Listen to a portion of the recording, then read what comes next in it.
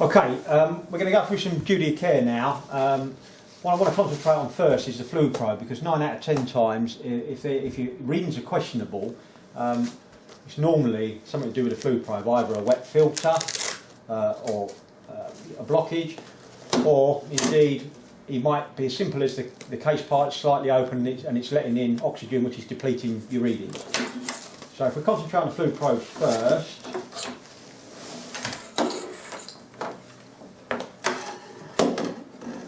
firstly, if you get your probe and you put your finger over this end, block it up, and then blow down the metal work, encapsulating the end, obviously. What should happen is, if you can't blow down it, that shows the integrity of the line is okay and you've got no leaks anywhere along the way. If you repeat that test, but this time leave the open end and put it to your ear, blow down it, what that's showing you've got a clear line, you've got no blockages. And you can't hear any gurgling, so it means there's no moisture in the line.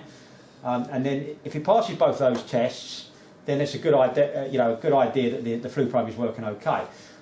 If you did have water in, this is a split chamber filter bowl. So what you've got on the bottom is for capturing the moisture, and on the top is for capturing the particulates. And what you've got is inside there, you've got them two compartments separated by a middle disc. Okay, now that middle disc can be removed. If you use a clamp probe, it's quite handy because it helps you to remove it if you've got no nails like me, and also it captures the O-ring, so you can't lose the O-ring. Now, obviously, what you do is when you open it up, if there was moisture in there, any moisture, any condensate at all, it needs to come out. It needs to, just dry it out. So you get a dry cloth, obviously, go inside there, and it allows you, once you remove the middle disc, it allows you plenty of room to take all the moisture out. And then, if you look closely at that, you'll see that it's got a spigot pointing up, and inside there in the middle you can also see there's one looking very similar to that, and that's how I remember which way round they go. So you pop that middle disc back on, your O-ring goes on the top of that, and then your filter, if you look into this compartment here, your filter locates on the spigots internally there, so you push that onto there. Make sure it's home and centralised. Make sure your two locating lugs are there, not broken or snapped or compromised in any way. And then you pop that back onto the locating lugs and twist it right up till it's tight. And then obviously what I'm going to do now is I'm just going to repeat the test I did earlier. So I'm going to hold the finger on that.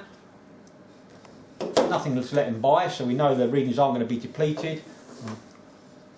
And I've got a nice clear run. So now the Flue probe is ready to go. If you do need new filters, obviously they're available through most of your local trade counters, and obviously if you're missing an O-ring, or indeed unfortunately you've dropped this, because what happens is sometimes when you take this out of the bag, people let it drop to the floor and it can send a crack in it, and that would cause you an issue.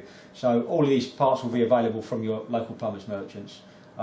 We have a duty of care document that is also on our website, which does show you exactly how the filter bowl goes together, if that's going to be helpful to you. Or indeed, you can obviously ring the technical line and we'll happily support you on the phone if need be. Thank you.